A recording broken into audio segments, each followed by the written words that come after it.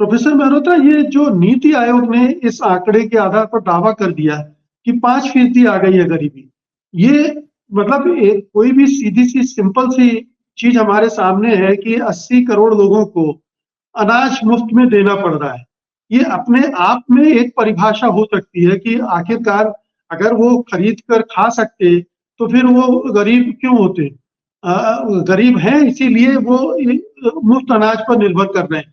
इसके बावजूद ये झूठ बोला जा रहा है। आप बजा फरमा रहे हैं प्रोफेसर मुकेश।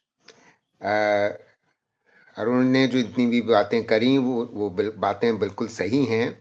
मैं कुछ बातें और स्पष्ट कर दूं आपके श्रोताओं के लिए।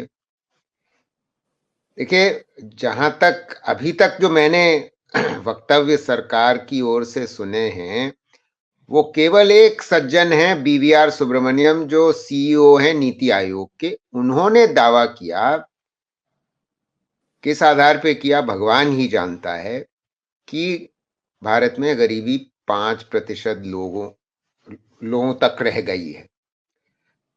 इस दावे का आधार आपको इन आंकड़ों में नहीं मिलता, इस सर्वेक्षण के आंकड़ों में नहीं मिल सकता, असंभव है मिलना।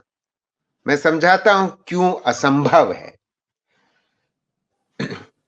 कंजम्पशन एक्सपेंडिचर सर्वे कभी आपको ये नहीं बताता कि हमारी गरीबी रेखा है क्या, और न ही हमारे सुब्रमण्यम साहब ने ये हमको बताया है कि नीति आयोग की या भारत सरकार की या उनकी समझ में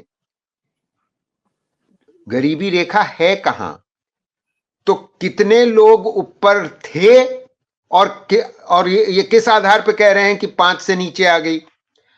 अच्छा, तो अब आप सर्वेक्षण पर आ जाते हैं। 27 पेज की रिपोर्ट है, असली डेटा अभी आया नहीं है। जब डेटा आएगा तब देखेंगे, मगर उससे भी किसी भी हालत में ये नहीं कहा जा सकता कि गरीबी यहां है कि वहां है। कारण क्या है कि 2012 के जो इससे पहले का कंजम्पशन एक्सपेंडिचर सर्वे था, और ये पहला कंजम्पशन एक्सपेंडिचर सर्वे आंकड़े हैं जो सरकार ने प्रारंभिक रूप से जारी किए हैं, उनकी तुलना की ही नहीं जा सकती। तुलना इसलिए नहीं की जा सकती, जैसे एक में लेख में वेणु और आपको बताएंगे, वेणु की द वायर में मैंने लंबा एक लेख छापा है कल ही, उससे साफ है कि जो आप अगर मेथोडोलॉजी देखेंगे, जो तरीका इस्तेमाल किया है कंजम्पशन एक्सपेंडिचर सर्वे करने के लिए, उसमें मेथोडोलॉजी अलग है, उसमें कौन सी वस्तुओं को के मूल्यों को जोड़ा गया है, उनकी संख्या में फर्क है। पहला स्टेज जो आप ये कहना चाहते हैं प्रोफेसर मेहरोत्रा की जो मेथोडोलॉजी में बदलाव किए गए, उसमें ऐसे फैक्टर डाल दिए गए जो ज्यादा चमकदार तस्वीर पैदा कर रहे हैं, असलियत नहीं बता रहे हैं, एक भ्रामक तस्वीर हमारे सामने रख रहे हैं।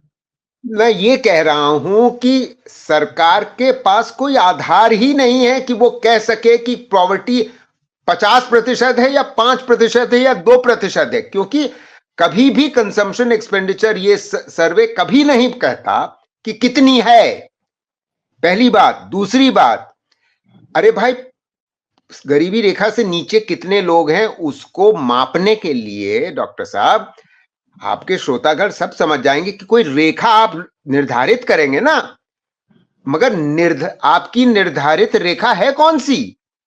न सुब्रमण्यम बता रहे हैं, न सरकार बता रही है, न ये एक्सपेंडिचर सर्वे बता रहा है। और एक्सपेंडिचर सर्वे का ये कर्तव्य नहीं है कि वो बताए।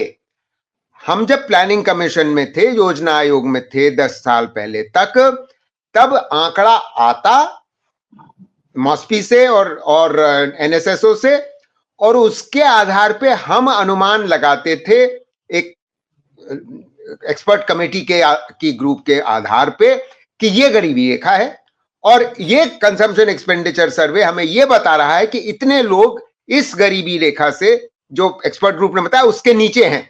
मगर ये सब तो इसने सरकार ने किया नहीं, नीति आयोग ने किया। क्या ये हो सकता है प्रोफेसर मेहरोत्रा कि जो पुरानी गरीबी रेखा चली आ रही थी, तेंदुलकर कमेटी और दूसरी कमेटियों ने सुझाई थी, नीति आयोग उन्हीं रेखा को मानकर इन आंकड़ों को अप्लाई कर रहा हो?